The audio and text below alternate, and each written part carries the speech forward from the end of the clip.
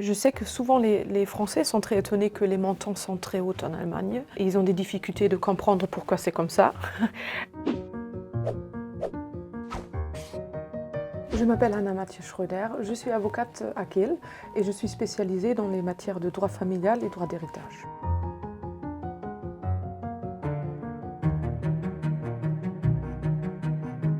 Le droit de garde en Allemagne, c'est le droit de prendre des décisions pour l'enfant ou pour la vie de l'enfant dans la vie quotidienne. La mère a le droit de garde automatiquement avec la naissance de l'enfant. Pour le père, c'est un peu différent. Si la mère est mariée, le mari obtient aussi le droit de garde avec la naissance, donc ils ont le droit de garde commun. Si le couple n'est pas marié, c'est un peu différent. On peut d'abord faire une déclaration au Jugendamt ou chez un notaire, où le père peut reconnaître la paternité de l'enfant et aussi obtenir le droit de garde. Très important, c'est que ce sont deux déclarations qu'il faut faire, une fois pour la paternité et l'autre pour le droit de garde. Le troisième chemin pour obtenir le droit de garde, c'est d'ouvrir une procédure devant la cour familiale.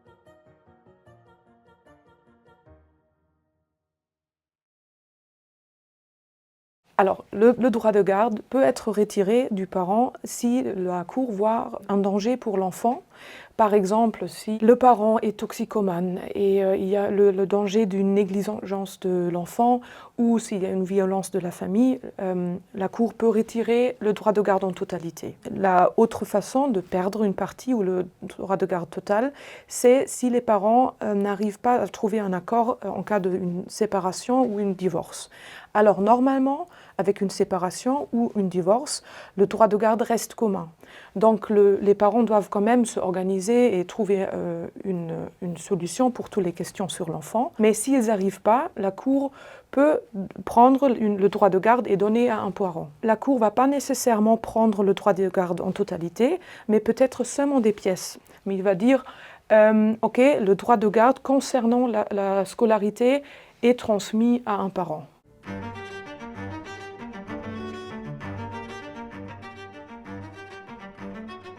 Normalement, les parents doivent décider ensemble. Alors, ils doivent travailler ensemble pour trouver la meilleure solution pour l'enfant. Si cela n'est pas possible, la cour peut transmettre le droit de garde concernant la résidence à un parent. Et la cour va regarder très en détail la famille et peut-être aussi écouter l'enfant pour trouver la meilleure solution.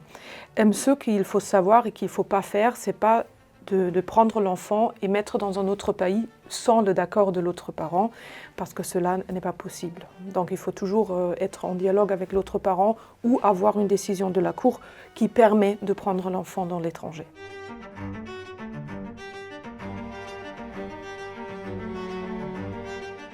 En Allemagne, nous utilisons un tableau pour la calculation, c'est le tableau de Düsseldorf, die Düsseldorfer Tabelle. Et il y a plusieurs facteurs qui sont à prendre en compte. Alors c'est d'abord l'âge de l'enfant, il y a des différents groupes pour l'âge, et puis le salaire de la personne qui est obligée de payer. Donc on regarde le salaire et l'âge, et après on peut lire dans le tableau un montant qui est à payer. Il faut aussi savoir qu'il y a beaucoup de règles et beaucoup des exceptions sur la Düsseldorfer Tabelle. Alors le tableau, c'est pas seulement le tableau, il y a 5 pages de texte et beaucoup de décisions des cours qui sont à prendre en compte. Je sais que souvent les Français sont très étonnés que les montants sont très hauts en Allemagne. Et ils ont des difficultés de comprendre pourquoi c'est comme ça. Je crois que c'est un autre système.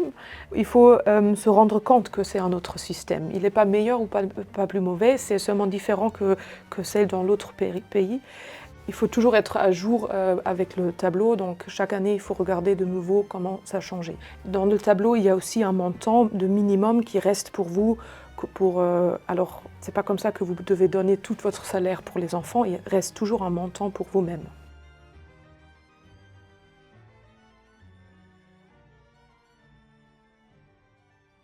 Alors les couples non mariés, comme déjà expliqué pour le droit de garde, alors ils doivent donner cette déclaration pour la paternité et pour le droit de garde.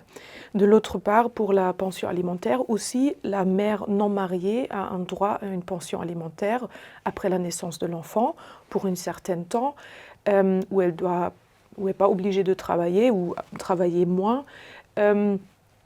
Et elle reçoit une pension alimentaire du père de l'enfant, donc ça c'est réglé aussi dans la loi. Et à part de ça, c'est important, si vous achetez une maison ensemble, que vous réglez ça dans des contrats, parce qu'il n'y a pas des règles dans la loi. Donc il faut vraiment prendre une initiative même pour s'engager, pour régler comment on veut que ça marche si on se sépare.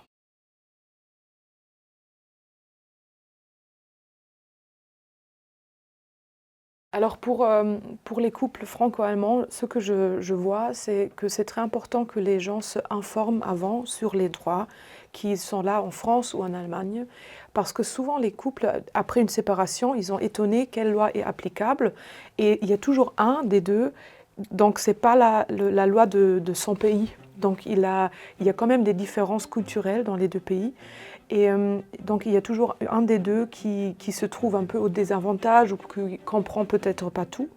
Et donc je trouve très important que les gens règlent avant, alors quand ils sont encore ensemble et contents, qu'est-ce qu'on veut pour notre relation. Oui, alors veut-on le droit allemand, le droit français ou quelque chose de spécial, des règles que nous définissons ensemble. Comme ça on peut vraiment éviter beaucoup des discussions après et aussi beaucoup de frustration après. La chose la plus importante, c'est bien sûr qu'on n'oublie pas, même si on est dans une situation de séparation, qu'on n'oublie pas qu'on est encore parents et que aussi l'autre partie est le parent de l'enfant et que c'est pas bien pour l'enfant si les parents luttent l'un contre l'autre, qu'il faut peut-être parfois un peu se retirer et peut-être voir, ok, on était ensemble, on voulait avoir une vie ensemble, ça n'a pas fonctionné, mais on a encore cet enfant. Alors ça, c'est en général très important.